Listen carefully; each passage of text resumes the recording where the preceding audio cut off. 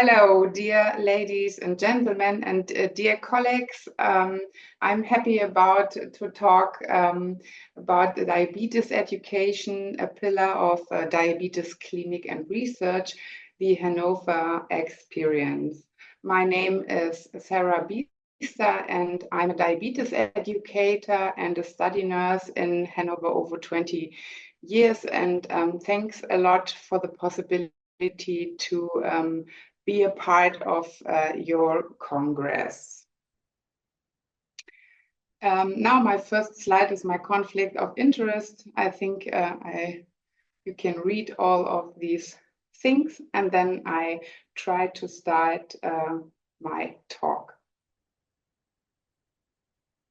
Here you can see the Children's Hospital of der Bult in Hanover. It's in the middle of Germany. We are a pediatrics only hospital, and we have a diabetes center since 1973, and we have around about 100 new patients with type 1 diabetes per year in our clinic. We have up to 320, 350 diabetes admissions per year. They are including the onset of diabetes or the change of the treatment from MDI to AID system. And in our outpatient clinic, we have over 800 children and teenagers with their families, and we see them 4 to 5 times in our outpatient clinics per year.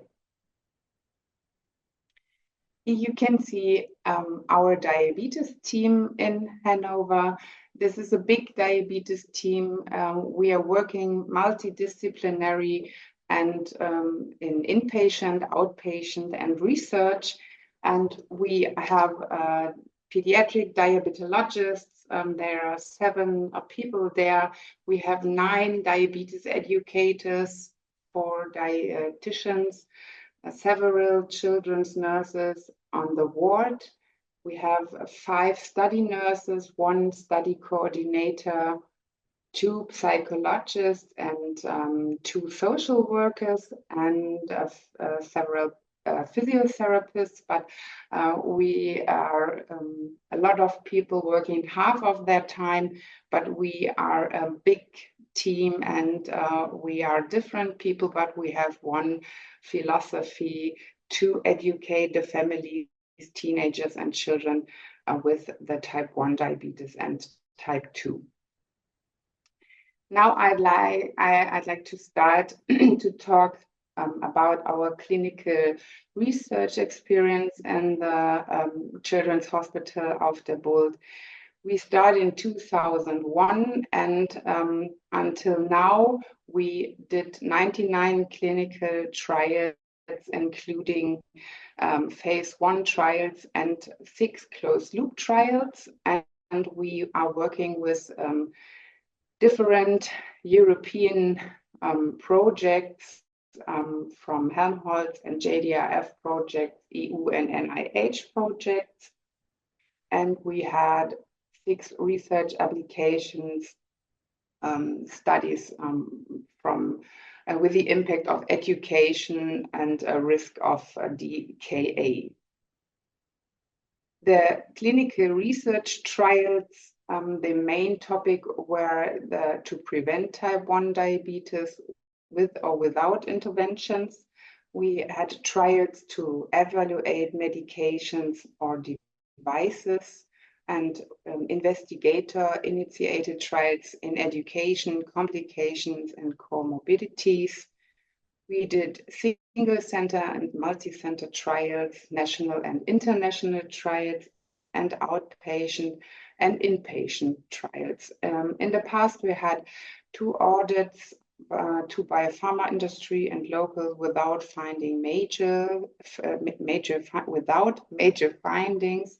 And on the pictures, you can see patients from our outpatient clinic who did some trials in the beginning of the algorithm from the AID system. We take a look how to prevent hypoglycemia when they go in fasting situation on a bike, and there were so many trials there. They were very, very interesting, and it was a good experience to be a part of that team. Now I want to change the theme, so I'd like to talk about the diabetes educator in Germany. I'm a pediatric diabetes nurse, and in Germany we had a special training over 15 months next to my work to learn everything about type 1, type 2, type 3 diabetes, and in this further training the content is to get knowledge about all types of diabetes, and you learn training and education methods for an individual education, group education, and age appropriate education. We have now the impact, the content is diabetes research, diabetes medication, and diabetes technology too, from this special training. The base from the pediatric education are 2 programs, and we have these 2 programs for children age up to 6 to 12, and a diabetes program for teenagers and adolescents aged 12 to 18. There is an evaluated curriculum, and we are working with these 2 programs when the people come to our ward and have the onset of diabetes. The children's book for the younger people is available as an e-book in English, and if you take a picture from this QR code, you will come to the site where you can find it, and maybe you can read it. On my next slide, we have further diabetes education programs for the parents. It's a psychological and medical diabetes guide for parents. We are not working regularly day by day, but it's a book where a lot of questions are answered for parents when they have a child with diabetes. And another education program is the Spectrum. It's a CGM education program, and it's system independent. And here you can see that there is an English ebook version available too. And if you take a picture from this QR code, I hope you will find this Spectrum English version too. In Hanover, we did a very, very intensive first year after onset. This is our philosophy, to give the family, the teenagers and the children a very, very intensive first year after onset. So when they're coming to our ward, they get the basic education, but when they go home, each family get 2 or 3 fixed appointments in the first year with diabetes, and we are planning this in-house and outpatients with additional information and repetition, because a lot of information are lost from the beginning until later on, and the children change their behavior. So that's our philosophy, to have a very, very intensive first year after onset. When they come to the clinic, this is the education inpatient up to 7 or 10 days. We have different groups. So the children and teenagers with diabetes onset come to our clinic, and the families and the children get different educational lessons about diabetes, nutrition, and so on. If they are younger than 6 years, we start directly from the beginning with an AID system. And when they are older than 6 years, we start with an MDI and CGM. These are the main things in our inpatient clinic. The next group is when we have an established AID system treatment. So when the children start with an MDI and like to change their treatment years later, and they come back to our ward for 1 week, and then we give them a training to this AID system. And the last group on the ward are children with acute problems, maybe if they need a psychological intervention. Sometimes they have a DKA or a severe hypoglycemia, and we need time to evaluate how is it happened, or if they have a planned surgery, they are on our ward too. Here you can see some pictures from our ward. This is the education phase. They get a general schedule on the ward. They have meal times together. We have the big luck that we have a big room, so all of our children can eat the breakfast, the lunch, and the dinner together with a diabetes educator or with a children's nurse. And this is education too. They have the cups and the bowls, and they can weigh their carbohydrates, and they eat together, and it's more easier than when they eat alone in their rooms. We have injection times together with the parents, so they learn how to inject insulin, how to calculate the insulin amount. We have fixed glucose check times, and each day doctor's visit, sometimes with the patient and sometimes without the patient. The education schedule is diabetes education up to 7 or 10 hours in this inpatient stay, nutritional education, psychological counseling, and we have the possibility to do sport with the physiotherapist, and the diabetes patients can take a look how my sugar is increasing or decreasing when I do some activities. Next time, when we talk about the diabetes and nutrition education, we have a fixed curriculum based on the educational programs. We talk about the diabetes basics, nutrition, insulin and injection, insulin dose calculation. Then we talk about the pump settings, and we talk about the self-management. We install the CGM, the hypoglycemia with the prevention of hypoglycemia and the right treatment from hypoglycemia, hyperglycemia, and at the end of the stay, we talk about special situations when they do some sports regularly in a club, or when they have a class trip, and this is later in this educational phase. When they are at home, we offer our patients an ongoing education outpatient.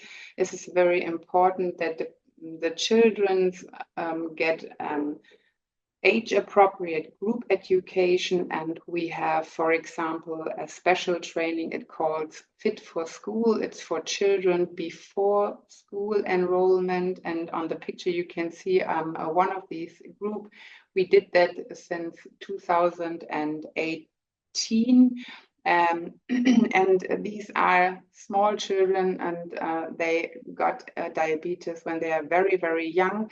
They can't read, they can't calculate, but it's very important that they need to learn to be self-esteem with their diabetes. And it's a very, very funny and good workshop. Then we offer special workshops for diabetes and celiac disease. We have parents courses on DKA prevention and repetition. We offer diabetes F courses for family and friends, for grandparents. That it's very important that they need that they get some information about diabetes, that the young children have the possibility can stay by their grandparents after after the diagnosis. And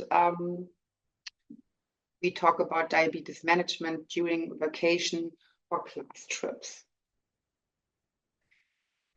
This is a part of the diabetes education, and now I will talk to you about diabetes technology in the pediatric diabetes cohort in Germany. And on this picture, you can see the increasing use of sensors since 2016, where our health insurance in Germany paid for the sensor use, and the darker blue one from the sensor, it's an AID system, so you can see the increasing number of the AID use since 2021. And now we have actually data from our clinic. This is a treatment in Hanover from CSII and AID, and you can see the incidence of patients with an insulin pump therapy. In our clinic, we have 79% of our patients with a pump therapy and 73% of patients with an AID systems. And these are data from the first half year from 2024. So I think, and in the end of this year, the number is a little bit higher than now. The diabetes technology in Hanover, what kind of devices we educate, you can see here an overview, and the green line shows you the intended use regarding the age from the children and the adolescents. So you have first the smart pens. You can use it in each age. So we give them a smart pen that we have the possibility to upload these data from the insulin pen and connect it with a CGM to a software. And then you have an electronic diary where we can see all the insulin amounts and CGM data.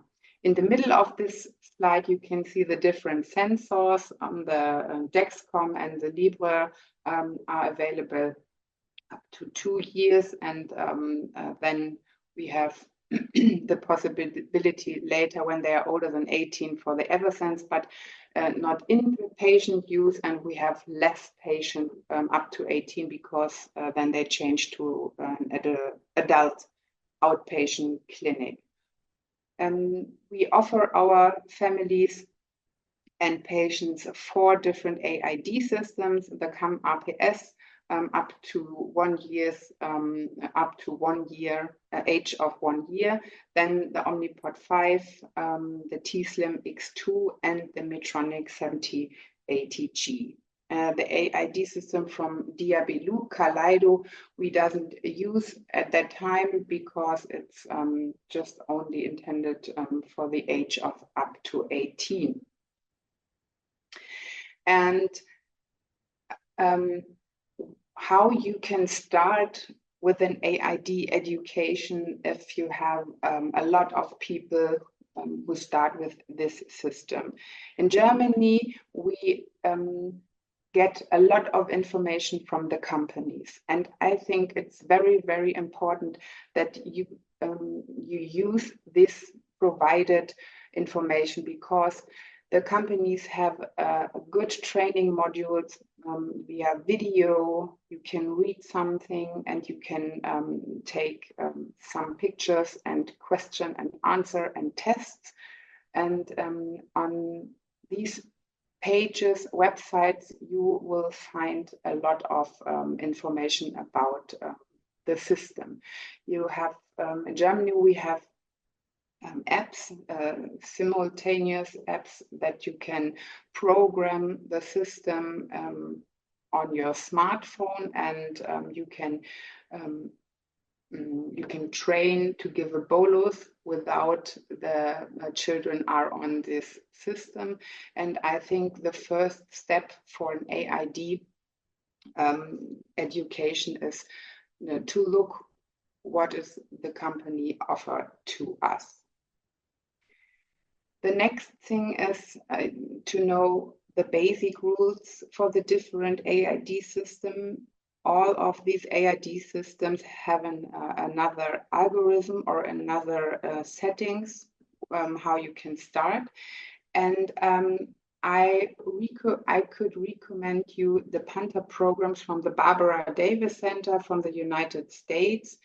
They are working with the CARES frameworks, and this is a standardized and streamlined key points for clinicians. And all of these things is how to calculate the insulin delivery from each AID system.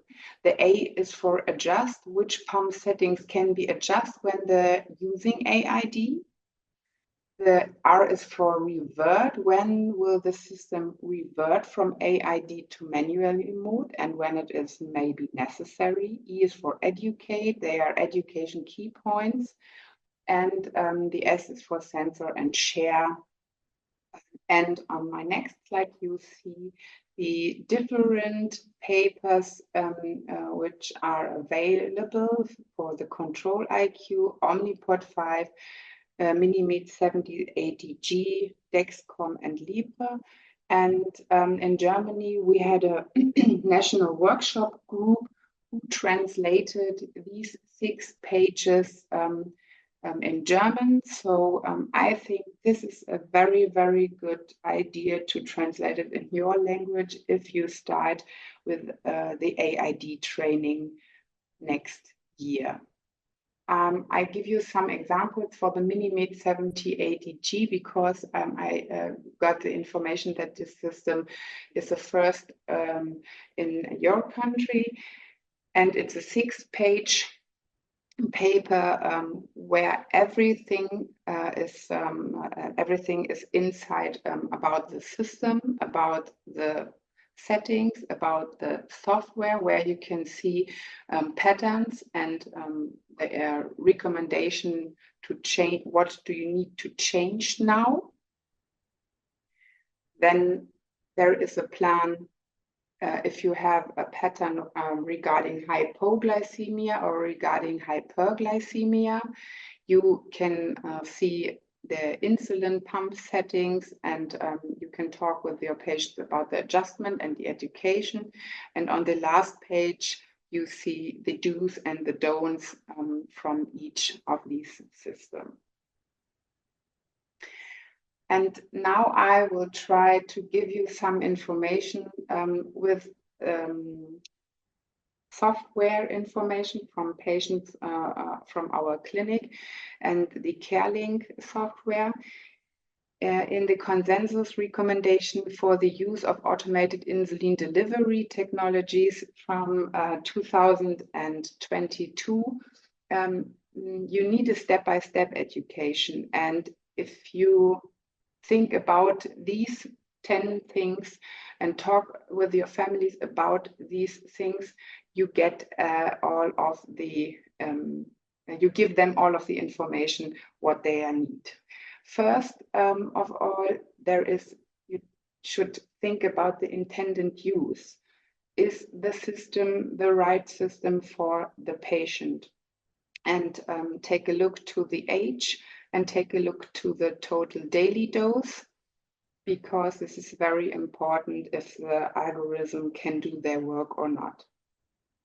On this page, you see this is in the night. It's a child who increase with the sugar, and the parents are very, very nervous. All of them want to go to sleep, but the system doesn't work fast enough for the patients and for the parents, and the parents give fake carbs 3 times in the first night and want to decrease the sugar with this insulin amount, but it doesn't work if you give a lot of these fake carbs, because every bolus decrease the basal rate. So if you give the system this information, the algorithm learn wrong things.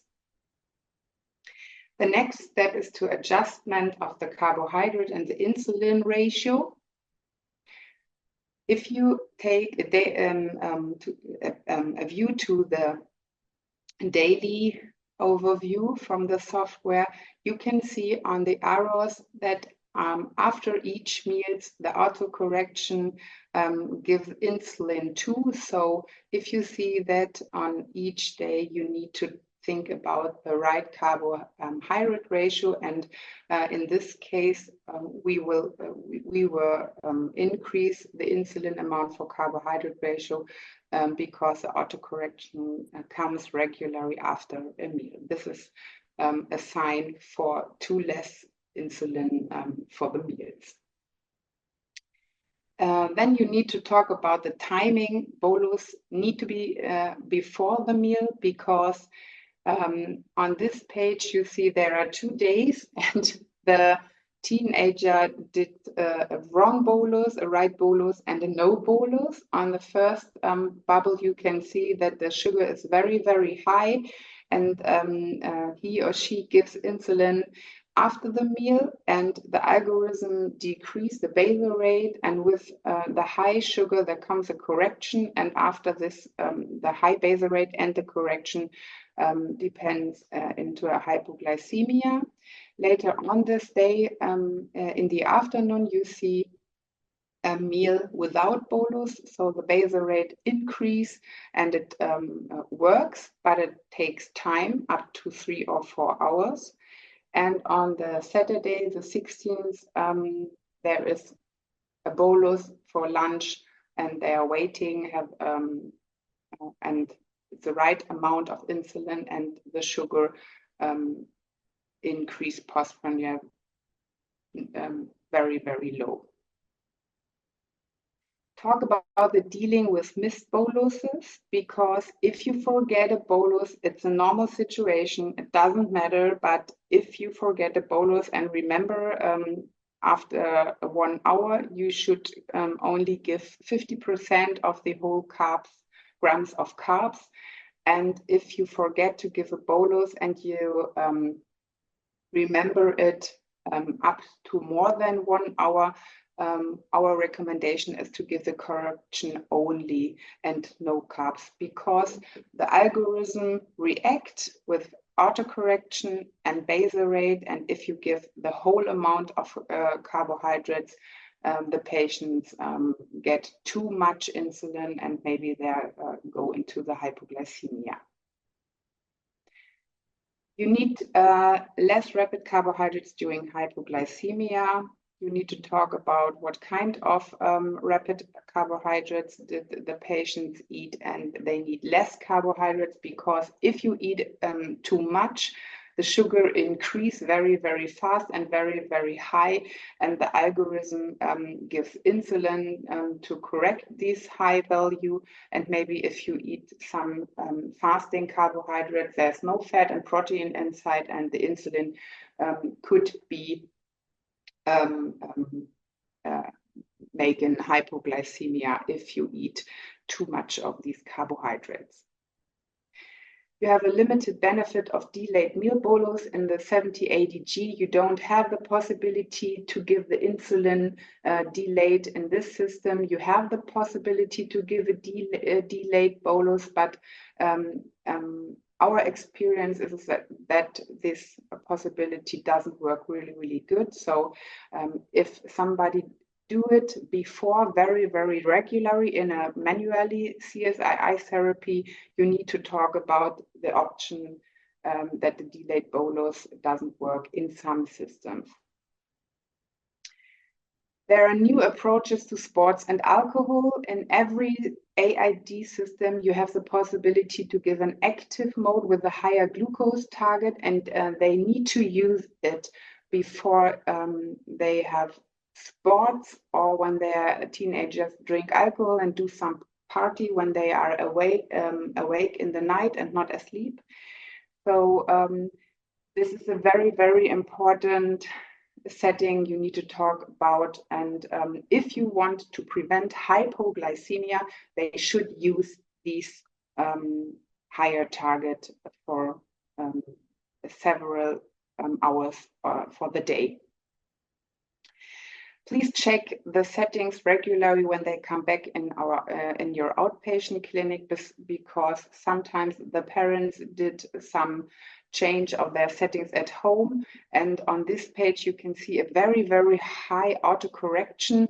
It was a small child, and we were afraid that the system did something wrong, but we checked the settings, and the mother wanted to change the carbohydrate ratio, but she changed the insulin sensitivity factor from 110 to 20. So the system do just only these things how the settings are, and this is a very important thing that you check the settings from the AID systems. Learn to read the software reports, view the summary and the AGP, the time in range, the sensor time or time in automatic mode, and checking settings. Then at the end, you can take a look to the daily reports. And the interpretation is very important, because if you do the data analysis together with the patient, they learn to trust the system, and then they can let the system do the work. And with this software, you can identify very easy the patterns, control the settings, if it's necessary, the total daily dose and the weight. And you can talk about special situations for food analysis and sports. And the continuous adjustment regarding the parameters, it's very easy with the software, and you have the possibility to do that with telemedicine. And the last is the behavior during ketone detection. Talk about the system and how the system is working if you are high. On this page, you can see the teenager has gone to sleep. On this screen, you can see the DKA, that the teenager has gone to sleep without sensor values and ignoring the alarms and without auto mode. And after waking up, she was in DKA and came to our hospital. So it's very important that you talk about how to prevent DKA and what is the AID system possible to do and to support in hypoglycemia. And my take-home message now is you need a step-by-step education with knowledge about the CSII basics and diabetes basics, knowledge about the technical requirement regarding the AID systems, knowledge about special or individual situations, and the educator need to understand the different settings of each AID system.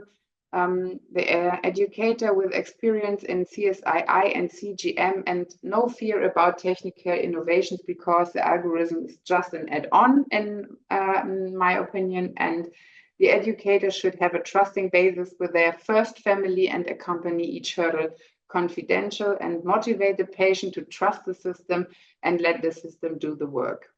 So thank you for your attention.